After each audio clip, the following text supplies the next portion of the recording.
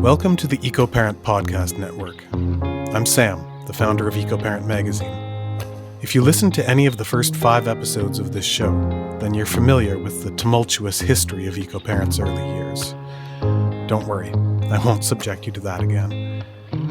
Instead, I just want to remind you of why we do this. It's for you. EcoParent has always been for you. The parents who go the extra mile to do a little better for their kids, their families, and for the planet. But the relationship is symbiotic. EcoParent also needs you. So if you like these podcasts and find that they add value to your life, if they inspire you or make you feel more connected, please share them with your friends. Reviews are also a great way to tell the listening platform that the podcast is worth recommending. So, if you're not busy driving a kid here or there, or making supper, or any of the other awesome parent stuff that you do, please take the time to pause this recording and give it a quick review, or text it to a friend. Dad, can we record the outro? Sure. When you've got a broken down gut, it's not talking to the brain very well. And so the main area that's involved in gut function is the frontal lobe, and that is responsible for things like attention and focus and executive function and planning and organizing, all of the areas that are affected by ADHD. The Feeding Families podcast is all about nutrition for kids. We bring you new ideas and inspiration for your kitchen and answers to your food questions so you can overcome the very real, very frustrating food-related challenges so many parents are trying to figure out. I'm your host, Jess Sherman, family wellness educator, author, practitioner of functional and holistic nutrition, and mother. I want you to develop unwavering confidence in the choices you make every day, so let's get into Feeding Families.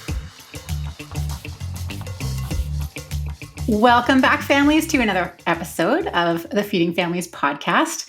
I have a good friend of mine here today to talk about ADHD. Dana Kay is with us, and I invited her to come on because she and I both share this passion for helping kids really thrive and grow into their best self, and also helping parents understand their children's bodies.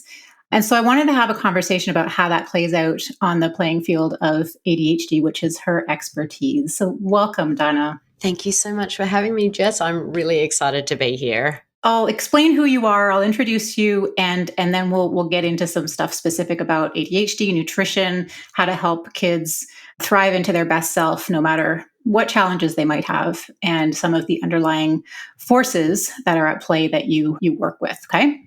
Definitely. So Dana is a board-certified holistic health and nutrition practitioner. She is a 2 times international best-selling author. We'll get to your book in shortly because it's a great resource. And she is the CEO and the founder of the ADHD Thrive Institute. And in her institute, she created the ADHD Thrive Method for Kids program. We're going to talk all about this and how she works with families and with kids. Maybe most importantly, she's a mom, and her own child struggled with ADHD. And so she knows the successes, the struggles, the roller coaster ride, I think we can agree, of parenting kids who have neurodiversity and challenges. And she also knows the freedom that is possible once parents learn to reduce ADHD symptoms, which is exactly what we're going to talk about. She has been featured everywhere. We're going to put links to how you can follow her and learn more about her story. You'll find her in Authority Magazine, Forbes, Thrive Global, all over the place. And of course, her book, which is called Thriving with ADHD. Thriving with ADHD. And that's, I think, where we're going to start. Thriving with ADHD. So tell us a little background about why this is so important to you. It is extremely important to me, but not just for me personally. I think that because I went through this with my own son, it just really sparked this passion and drive in me to be able to help any other family out there that are struggling with the same. My son, even from the age of 2, I always knew that there was something a bit different going on. But the teachers at preschool and the doctors were like, oh, he's just a boy. Don't worry, this is typical. And I was like, oh, okay. But he was so hyperactive. He would be the one bouncing off the walls. He'd be the one at the playground, taking the other kids' toys or pinching another child. And he would have these mammoth meltdowns, and that just stopped our family dead in its tracks. Our life was on hold. Everything revolved around him. And I would go to the bed at night feeling so guilty, and then I'd wake up every morning dreading the day ahead. And it just wasn't a great place to be in. And it all sort of caught up with him and us, and the teachers then started to realize that, there was something a little bit deeper going on. And that's when he was about 4 and he was diagnosed with ADHD. And the first thing that I was handed was a prescription medication. And to be honest, between you and me, I was excited. This was going to be it. This was going to be the pill that was going to fix my family. This was the pill that was going to bring back normality into our life. And so I walked into that drugstore and I filled that prescription medication and gave it to him as soon as possible. And at first things were good. There was a little bit more peace in our house. He was playing nicely with his younger brother. But then things started to turn for the worse again, and they upped the dose. Then he started to get new side effects or new symptoms, and then they added another medication to treat those symptoms. And then new symptoms popped up, and they added another medication to treat those symptoms. And so he was on 3 strong meds by the time he was 5 years old. And when the doctor wrote me a prescription for the 4th one to treat the anxiety that was now coming up from the other medications, I just stopped in my tracks and was like, no, this is not okay. This is not normal. There has to be a better way. And that's when I dove into all the research and everything I could get my hands on, the studies, the journals. I went back to school. I did my holistic health degree, multiple specific certifications in this particular area. And I really learned that food had such dramatic effect on every part of our life, our body. And I learned that ADHD symptoms can be reduced naturally. And so I have this passion. My son is now in middle school. He's thriving. He hasn't been on meds for years, and he is doing amazing. We don't have any issues with the school. We have no comments from the teacher other than he's doing so well. And the most important thing, Jess, and listeners out there, for me, is that he's happy and we're happy, and our house is peaceful and calm. I mean, as much as it can be when you've got 2 boys, a husband, and a boy dog as well, as I'm sure you know, Jess. Yeah, you got all those things too. Yes. But, and that's why I've now got this passion, this drive to get that message out there that food should be first. It's not a medication prescription that should be first. Doctors should be prescribing food as the first course of treatment for ADHD and pretty much everything else out there, but we're not going to go into that today. And so, that's my story. That's what got me into what I'm doing today. I've been able to help close to 1,000 other families get to that same place as me and my son, but so much quicker with a lot less pain and a lot less time. Yeah. I mean, your story is similar to so many families that I come across as well. And I'm sure you do now too. It's like, we will go back to school. We will quit our jobs. Like, we will do all these things sometimes, right, to figure out what's going on with our kids. And we actually know so much about what's going on in the body. So I'm so grateful for this work to, that you're able to accelerate the progress for people, because, it's like, I can fix my car, but it's going to take me 3 months to read the manual. It's going to take me another, 3 months to get the right tools. And I'd probably be better off to give it to a mechanic who will look under the hood and say, oh, it's probably one of 3 things. Oh, I love that analogy. That was a great one. Yeah. So you brought up so many things that I think will resonate with families, but let's get to the food thing. Everybody listening to this podcast, their parents, they're struggling to feed their families, or they're interested in feeding their families, wholesome food.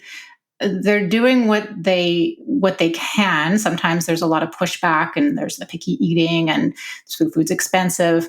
You mentioned something. You said, food is so important, and it affects our bodies in so many different ways. Can you just highlight for people, because I think sometimes we just kind of need to hear it from different directions, like it's worth your time and your energy and your money, Can you highlight some of the things that made a big difference for you and what you're seeing with families? Yeah, definitely. And I think if we bring it back to the basics and we talk about that diet is the foundation of everything. And when we're building a house, a strong foundation, it's not optional. And our body is exactly the same. If you're pounding the body with inflammatory foods, the body's not going to be strong. The brain's not going to function the way that it needs to. And so, we can dive into, so much about diet that's really going to help our children thrive. It does go beyond diet, but I think the biggest place to start is with the top 3 inflammatory foods. And, what inflammation they're creating in the body, in the gut, that then's feeding to the brain. And those for me are, gluten, dairy, and soy. And because they're the top 3 culprits that are driving inflammation. There are obviously other highly inflammatory foods like artificial flavors and artificial colors and bad oils. But, I think the biggest thing, if you want to get the biggest bang for your buck and to get started, that's what I recommend to most families take out of their children's diet. But I will always say it is not just about what to take out. It is about what you put back in, because you're not just going to go onto a gluten-free, dairy-free diet, replace packaged goods with packaged goods and think that you're going to get to where you need to go, because it's not going to happen. And, it's really important to start feeding the body with those whole, nutritious, fresh fruits and veggies, grass-fed animal protein, meat, poultry, seafood, eggs, and plenty of healthy fats to feed that brain. Avocado, coconut oil, olive oil, omega-3s, all that great stuff. I'm sure you've shared so much, Jess, with your listeners about what people should be eating. And I think it's not just ADHD. It's every disease and disorder out there. And, we as a society can do so much better and need to do better. We need to do better for our kids. And I think that's so important.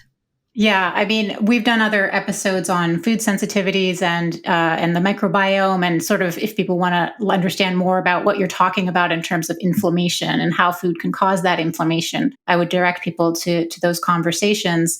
But I think sometimes I want to pick up on something you said, which I think sometimes we just overcomplicate things and be like, which foods, what foods? It's like, listen, let's go back to basics and let's just remember that our bodies have evolved with the planet, and everything that comes from the earth is what our body expects. Like our body expects real, our body expects whole, natural, not full of chemicals.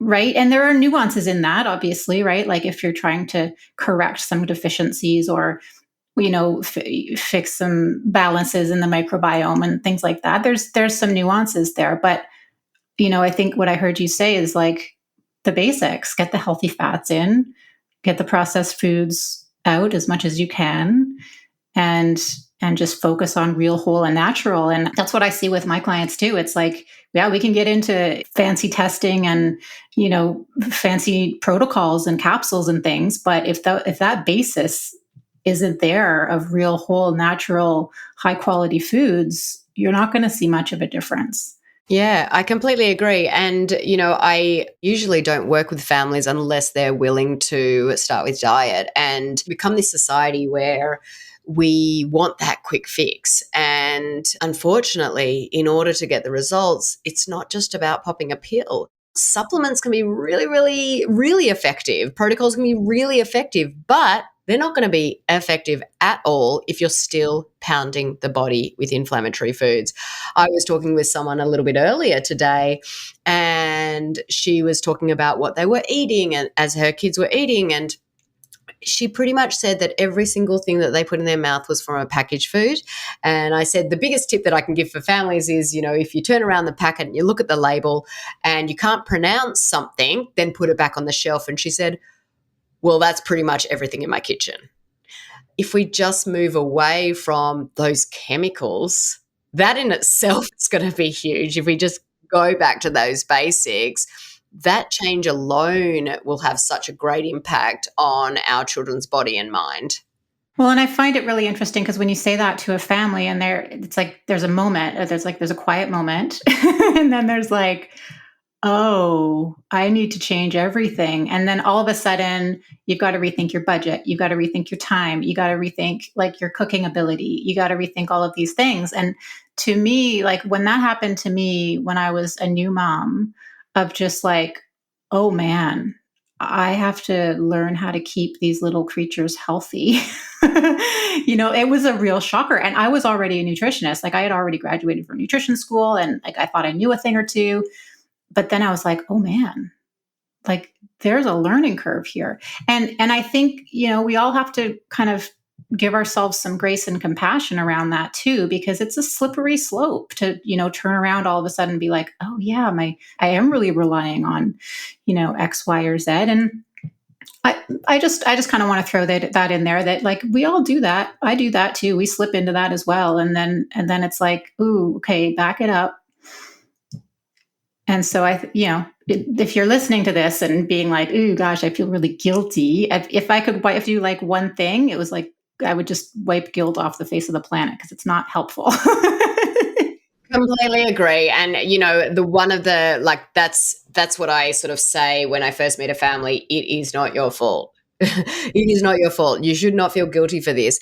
But also, Rome wasn't built in a day. You do not need to make these changes all today. That's what I did. And I can tell you, I will never suggest that to anyone to do that. I think I felt, multiple times, lump on my floor, major panic attack because I'm like, what on earth am I going to feed my family? I've just wasted all this money throwing everything out.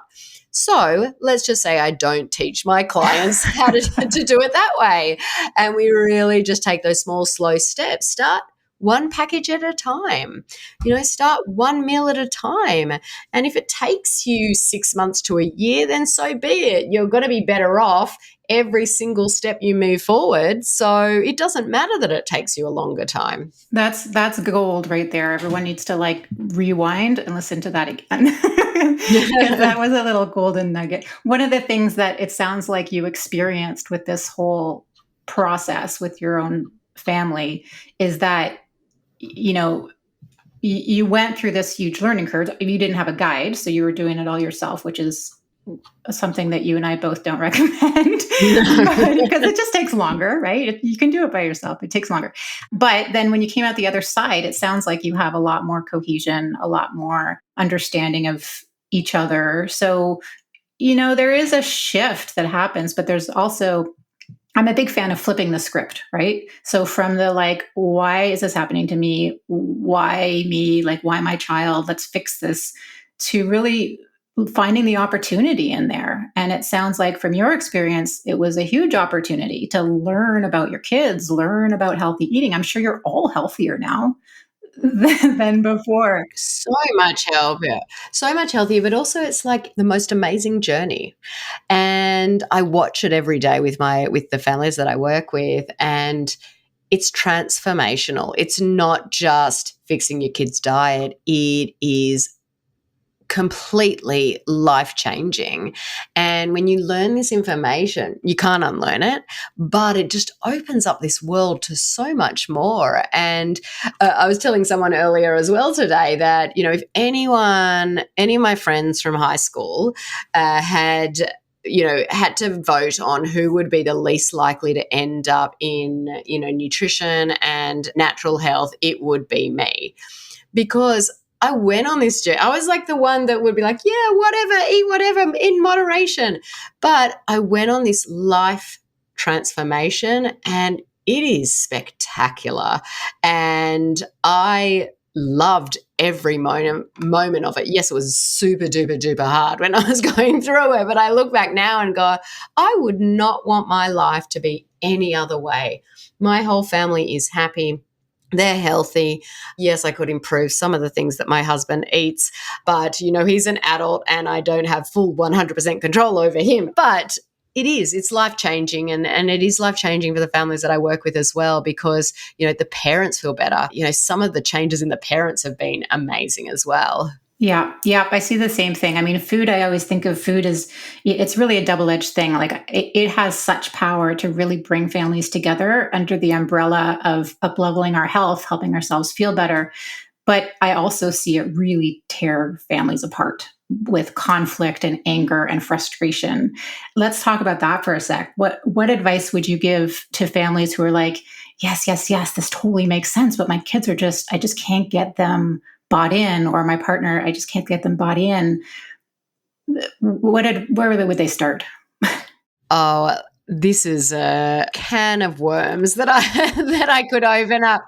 Yeah. Yeah, it's big. I know. Look, there are definitely lots of ways that you can get your children bought in, and it's very much about taking them slowly on the journey as well, and learning and teaching them how food makes them feel in their body. We have something in our house every day before we have dinner where we sit down and we talk about what's the feelings like in our body and how we've been feeling today. And, I'll just give you an example. I might say, well, today I was like super happy. And, what that feels like in my body is I feel like I want to smile all the time. I actually feel like I want to give you a cuddle, and I feel like there's sunshine coming out of my heart and it's the color yellow. And then, the next day I might say, well, today I felt really angry. And for me, what that feels inside my body, I want to clench my fists and my teeth. I want to close my eyes. I want to be by myself, and I feel dark and stormy. And so we have these conversations on a daily basis. And so they can really understand the cause and effect of, what's happened in their day, what they've been eating.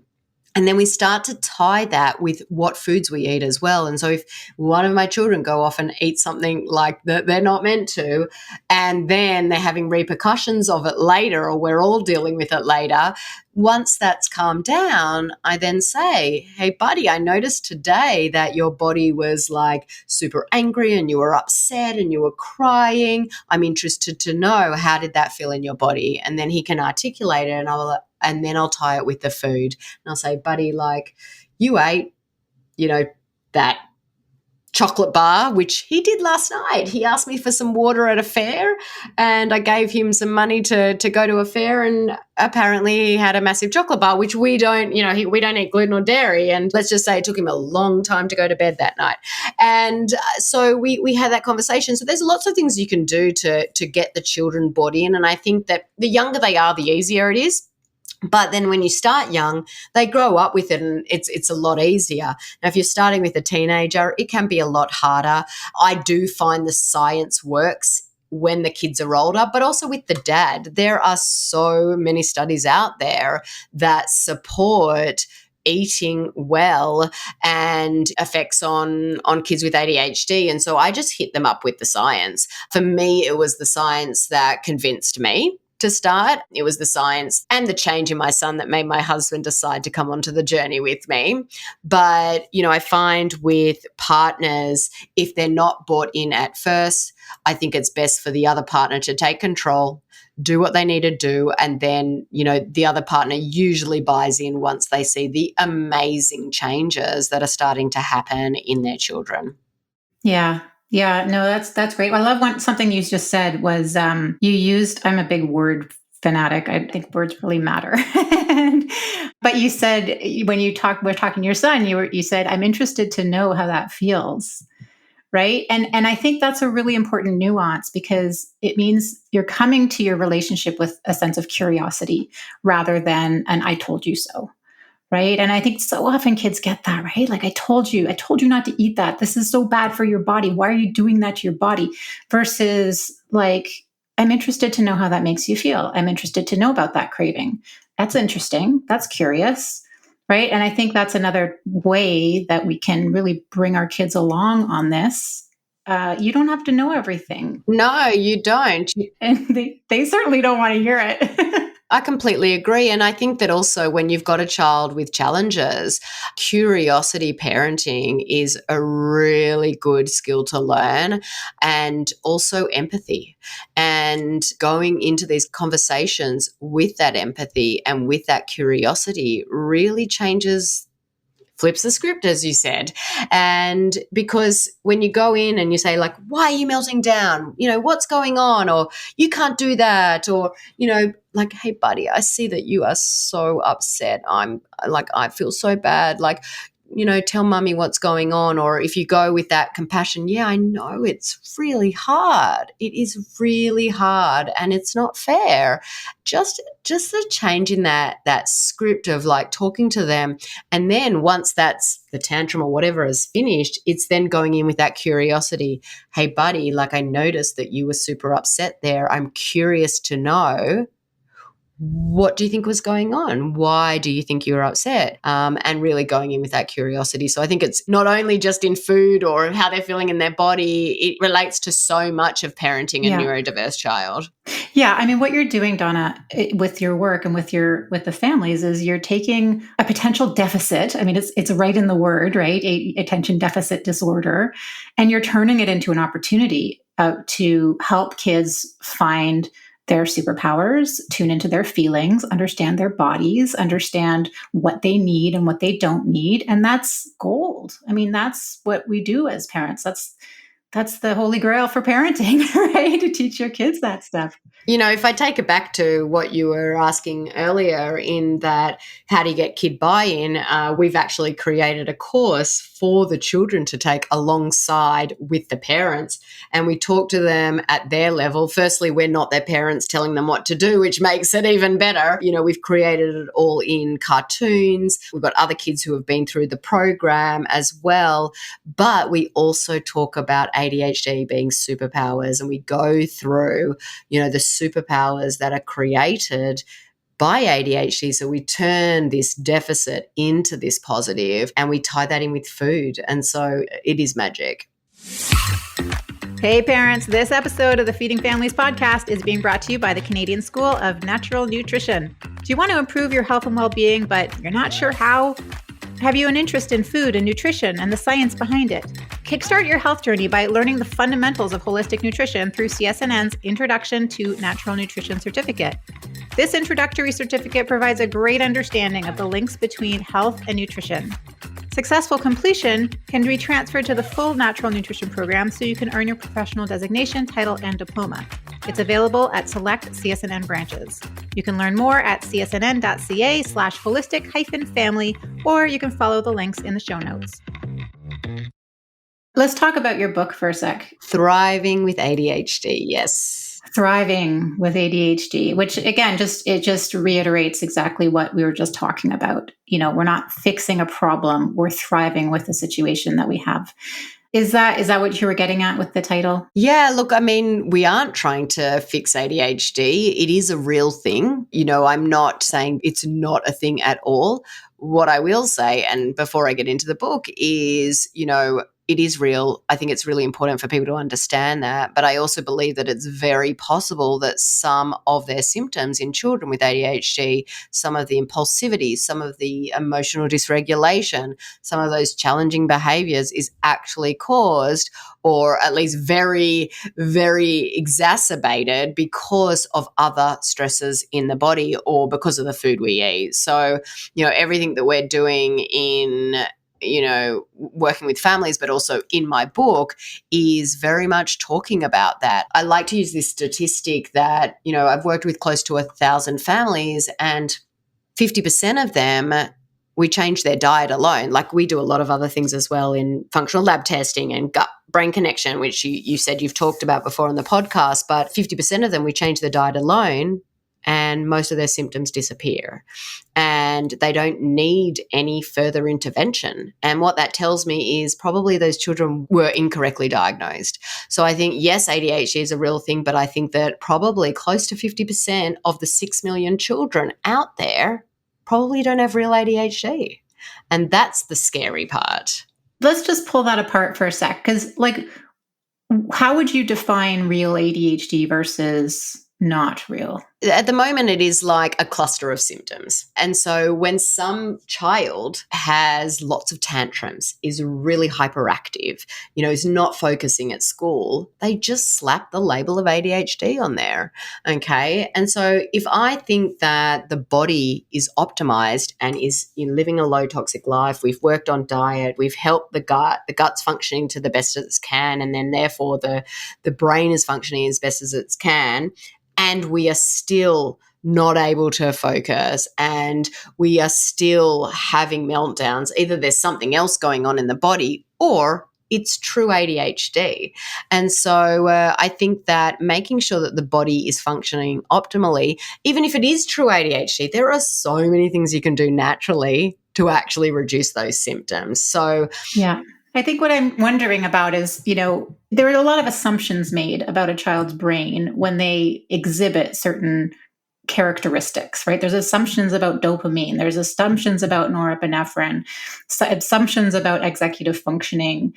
And I just wanted to highlight that because they're assumptions, right? It's like, oh, you can't multitask or keep track of your stuff, therefore you can't access your executive function.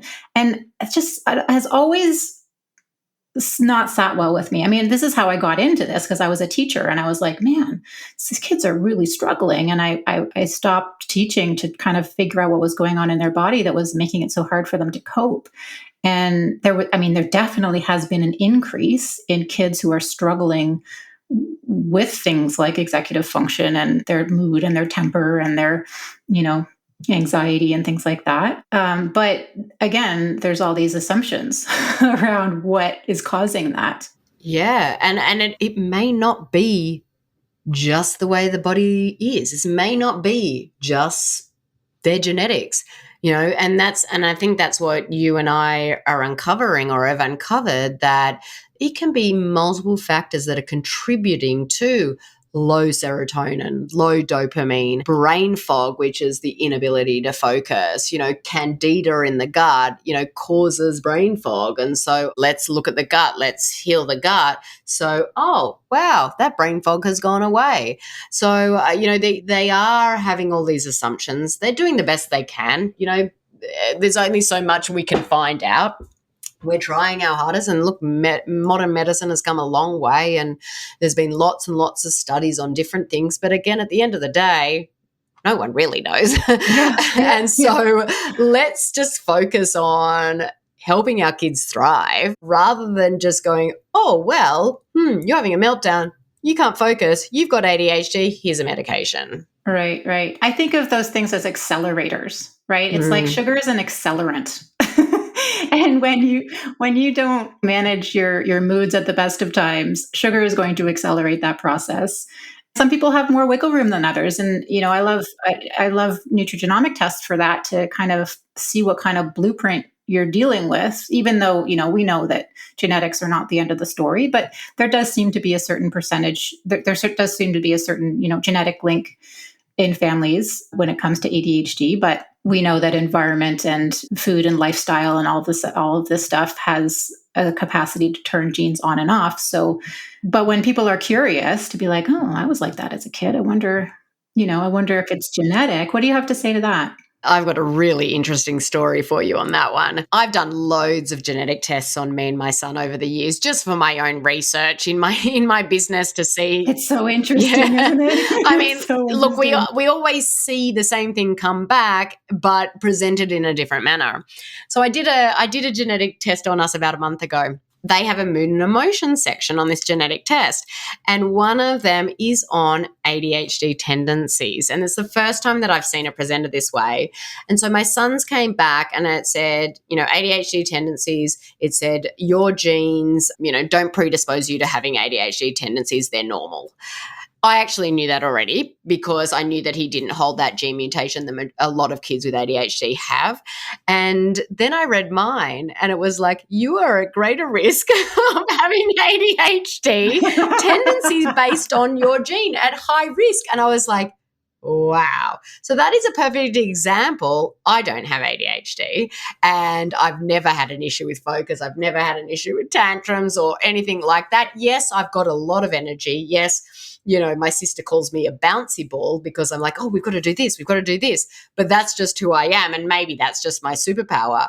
But, my environment, my diet, my lifestyle, has allowed me not for that to come to fruition, if that makes sense. And so when my son was born, he was in the NICU. He was, he had premature lung disease. He was put on a CPAP machine straight away from birth. He wasn't being able to breastfeed because he was in the NICU, and it was all, big time like this. And so he had a traumatic entry to the world.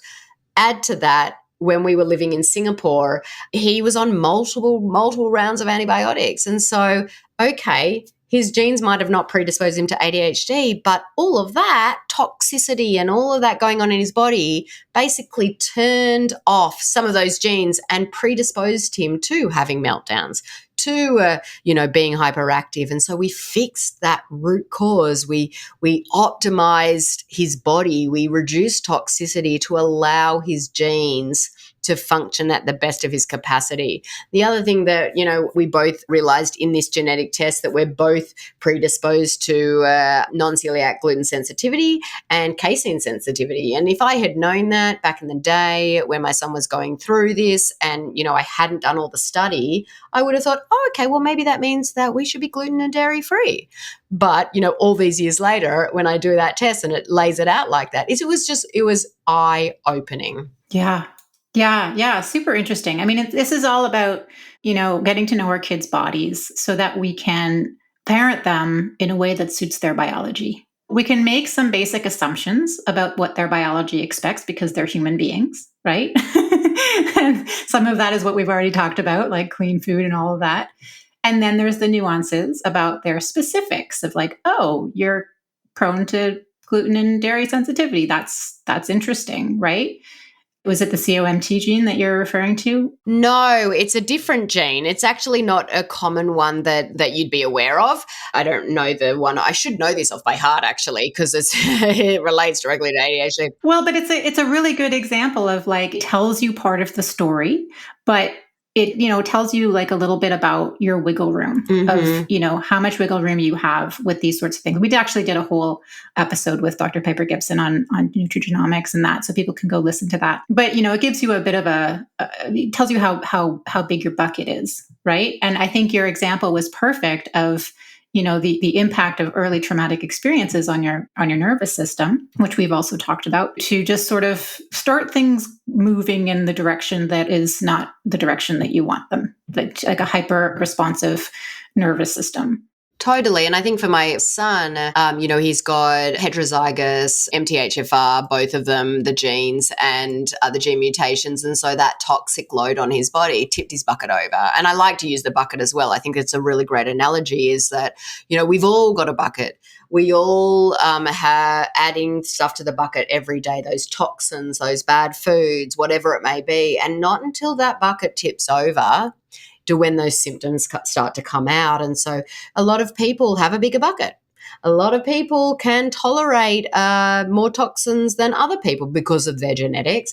And a lot of people live a lower toxic life, so their bucket won't fill up as quickly. And so for some, disease comes out later in life because they may have a bigger bucket. They may live a low toxic life. But for my son, his bucket was really small and there was a lot of load in that, and that tipped over. And, that's when we started to struggle. Yeah. And I hear a lot of people saying, after the last couple of years that we've had of being so stressed, they're feeling like, oh gosh, I feel a little bit ADHD. I feel a little bit more anxiety. I never had to deal with all these things before, because their bucket is just like, it's just getting fuller and fuller and fuller, and their resilience is getting lower and lower and lower. And I think also what you just described is why studies are inconclusive, right? For every study that I give a family about why they should be taking out gluten, they come up with another one that says it doesn't make a difference. I know. It's like, just as an example, right?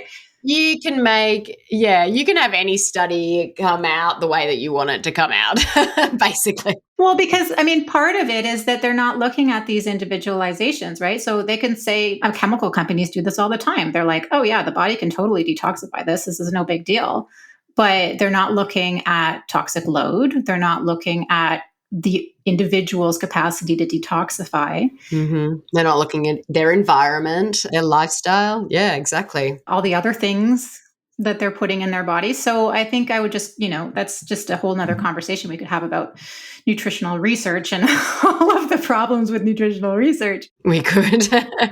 Okay, so to just sort of summarize things and wrap up, I think you give so much hope and so much to think about in terms of the successful results that you're seeing in helping families. So let's close out on that sort of note. Like in your journey, you've already talked about the inflammatory foods for your son and what those were. If you were to wrap this up into like, what are the main considerations that a parent who really wants to explore alternatives to ADHD other than meds should consider? And what were the biggest things for your son? And what were the biggest patterns that you're noticing when you're with your clients? Yeah, that's a great question. And I'll bring it back to diet has to be the foundation, full stop. And then it's really the gut. It's really working out, is that gut optimized, because 80% of the body's entire immune system is located in the gut walls and the intestinal tract. And so everything of our children's health and our health is quite literally connected to everything that goes on in our gut. And so really diving deep into looking at the gut. As I said before, 50% of the families that we work with, we change the diet. They don't need to go further. But then the other 50%, they may have some other underlying issues that are going on that we need to investigate. And we do that with functional lab testing. We look at the gut. We look at those neurotransmitters. Is there low dopamine? Is there low serotonin? At the end of the day, it doesn't really matter if there is, because usually that's because there's a broken down gut. 95% of serotonin is made in the gut and 50% of dopamine is made in the gut. So let's work on the root cause. Honestly, 90% of the kids, we work on the gut. We work on detoxification pathways to make sure that they're able to really get out those toxins. We reduce the toxin exposure in their life, fix up their diet, bring in some supplements to heal the gut, and then that heals the brain. I could go deeper and deeper. I could say, well, there could be parasites, there could be candida, there could be mold exposure, but really in essence, it's diet, then exploring what's going on in that gut and really optimizing that gut-brain connection in living a lower toxic life and optimizing those detoxification pathways. And so for my son, that was a broken down gut. He had a parasite. He had very bad leaky gut. He had 40 different food sensitivities. And, if I hadn't have done a food sensitivity panel, I wouldn't have realized that he was extremely sensitive to raspberries. I mean, who would have thought? I mean, raspberries are super healthy. So, what that allowed us to do is really the goal of the healing process is to reduce inflammation in the body enough to allow healing to occur. And so, if you've got a food sensitivity panel that has 40 food sensitivities, sometimes we don't take it all out because sometimes it's too much for the family to do. But we try to take out as much things that are causing inflammation to allow that healing to occur, if that makes sense. And, you can't heal the gut unless you stop those inflammatory reactions happening to whatever it may be. Yeah, I want to pull out something that you said before you go on. First of all, we did a whole episode on food sensitivity and food sensitivity testing, so people should go listen to that. But you said something about how the immune system lives in the gut. And what I wanted to pull out of that was the way I think of inflammation as the language of the immune system.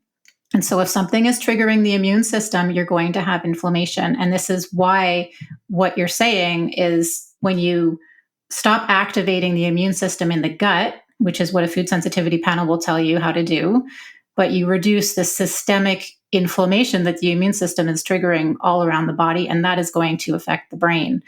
So, it's going to affect all the things, all the neurotransmitters, everything downstream from everything you just said. So I just wanted to pull that out and just clarify it for people because it's so important for people to know. And it's not complex, but it's very foundational. Oh, it is. And I think I just want to add something to that. Thank you for pulling that out because I think, sometimes I get stuck in a little bit of technical talk. And so bringing it back to what people can understand is really, really helpful. And I think that, you're talking about the immune system being in the gut, but we talk a lot about that gut-brain connection. And I think a really good way of explaining it is when you get nervous, have you ever had nerves for something and you feel those butterflies in the gut? Okay, so that is the brain talking to the gut. We're perceiving something as stressful in our gut. So our gut is talking to the brain, but the reverse is also right. So our gut talks to the brain. So when you've got a broken down gut, it's not talking to the brain very well. And so the main area that's involved in gut function is the frontal lobe, and that is responsible for things like attention and focus and executive function and planning and organizing, all of the areas that are affected by ADHD. And so really, if we optimize the gut, people think that those are in the brain, so the gut has absolutely nothing to do with it. But if you really look at that butterfly analogy, it just shows you that the gut is connected to the brain is connected to the gut. And when you've got an overgrowth of bacteria in your gut, or you've got breakdown in the gut, that's traveling up into the brain and creating those symptoms. It's like a highway, and they're constantly sending those messages back and forth. And when medication is prescribed for ADHD in particular, it's often to treat symptoms in the brain alone. But the medication does absolutely nothing about whatever might be going on in the gut. Yeah. Yeah. Thanks for highlighting that. Yeah, that's a really, really great. I think we're starting to see a bit more of a shift towards people really kind of getting more curious about the interconnections within the body. And I mean, gosh, this is centuries old, right? From Ayurveda to early medicine. It was always talked about as an interconnected system. And then at some point, probably around Descartes' era, I'm guessing, but the brain and the body became disconnected, and that's persisted for decades. And now we're starting to come back to this idea that things are connected. Our body's connected with our brain, and it's all one ecosystem, but also that our bodies are connected to the environment as well, and that the environment has an impact on our physiology and vice versa, right? So I'm hopeful that we're starting to get there. Well, and the more parents who have a positive experience, with this, the better, right? And proof is in the pudding. Yeah, and that's why I'm such a strong advocate for this area.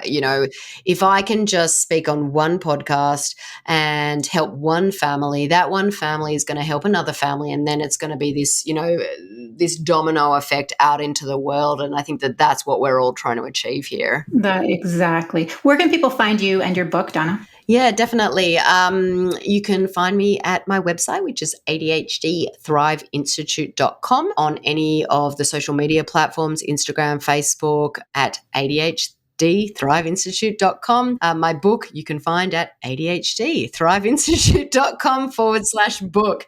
I will say I am on TikTok. No, I do not want to be there. My team made me go there, and so I'm there as well, which I'm begrudgingly saying so. We will link to all of that. I encourage all of you to go follow Donna and learn everything that you can. This has been fantastic. I think you give a lot of hope out into the world, and I thank you for that. And I thank you for all of this paradigm shifting work. Thank you, Jess, so much. This has been so much fun.